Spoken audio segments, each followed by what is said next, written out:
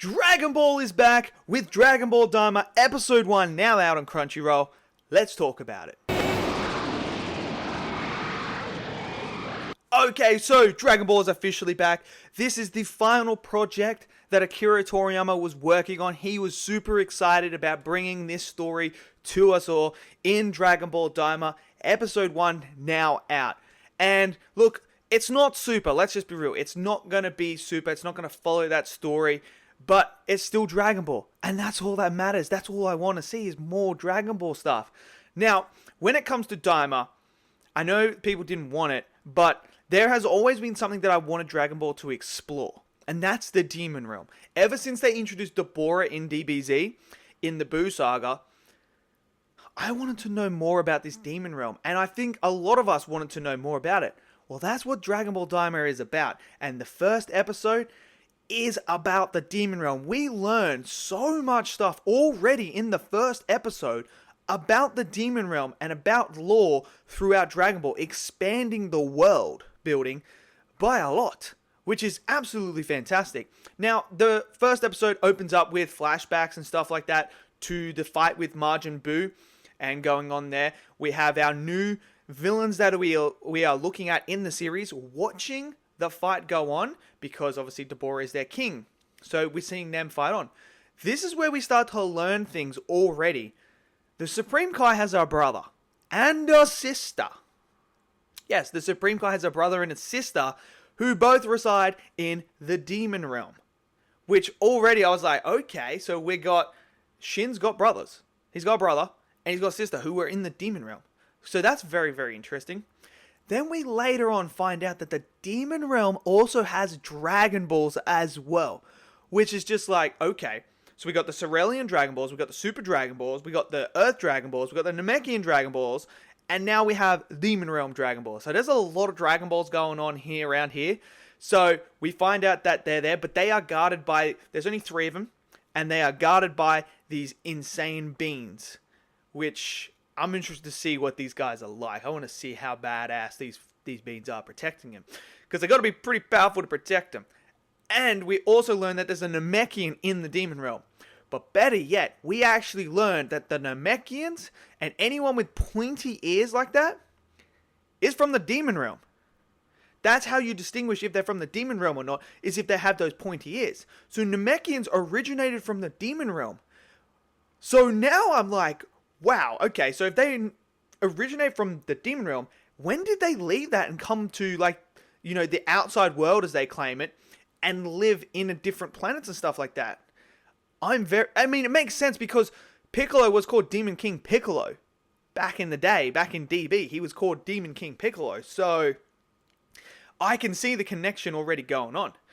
Now, when it comes to this story, it seems like this takes place after the Majin Buu saga, after they restore everything with the Dragon Balls and that. This is where it takes like that, because there's no Beerus, there's no Whis.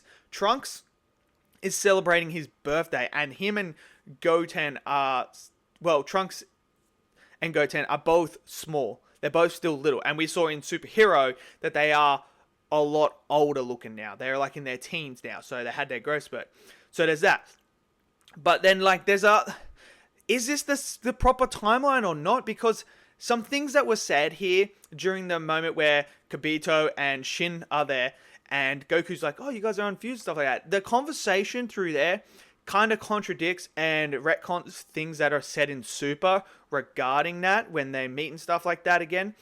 Because they're told, like, thing, and we find out that Buu now has this magical gas sort of thingy that once you're fused and you go inside, he absorbs you, you split apart, which is later retconned in Super by the time limit. There's a 30-minute time limit, so I mean, it's all like, it's typical Dragon Ball. It's typical Akira Toriyama forgetting things and stuff like that, and just retconning left, right, and center. That's what he does. That's just part of Dragon Ball. It's not the greatest writing, no. It is bad writing at times and like that, but this could be a different timeline, though. This could be a completely different timeline where something else happens. I don't know. I don't know if it is. We're just going to have to wait until the series is over to be able to distinguish if it fits in or not. So, but we also get fights with Goku and Vegeta there fighting each other after, you know, having a meal. That's all happening. But then, like, the coolest thing, I think, is the Demon Realm itself. Already looking at it. And in typical Toriyama gag fashion, to exit the Demon Realm, there's a giant fish. You go in its mouth, and you exit out of its ass.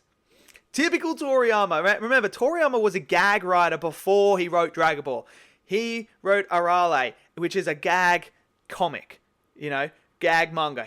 That's what he originally intended Dragon Ball to be, and then it got more serious and stuff like that. So this is just a typical Toriyama gag thing that he's done to make it funny. And then as it coming out, there's a fish. We discover that the sister of Shin is already out in the outside world. So already I'm very interested in the Demon Realm and these new characters that we have been introduced with. What is their ultimate goal? What is going to happen? Obviously, we know that at the end of this episode, they get the Dragon Balls. The old Namekian that's in the Demon Realm, he's able to bring the Dragon Balls to them and restore them, like, after they've been used, like, straight away. So we're learning new things about these characters and races throughout Dragon Ball, expanding the lore and world building that is just fantastic. I love seeing that. And I can't wait to explore more of the Demon Realm. I really can't. The animation is gorgeous, though.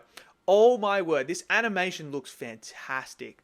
Now, it is crisp. It is clean. When they're watching the fight with Majin Buu and Goku versus Vegeta and everything like that, back then, Gohan fighting Super Buu and that, it looked incredible, man. I'm sitting there and I'm like, dude, this animation is on point.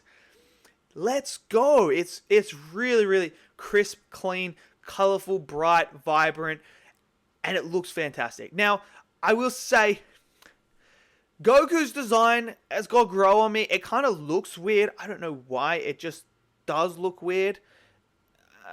His belt just doesn't look right. But, I mean, it just does not look like the one that we're used to. That's all it is. That's all it is. And I don't think that's the art style. I just think it's just the choice of the design and stuff like that. It just looks very different to what we're used to in Z and stuff like that. The belt looks higher up than it's supposed to be. But that's just me. But overall, first episode, very, very good start. Very solid. Cannot wait to see where we go moving forward.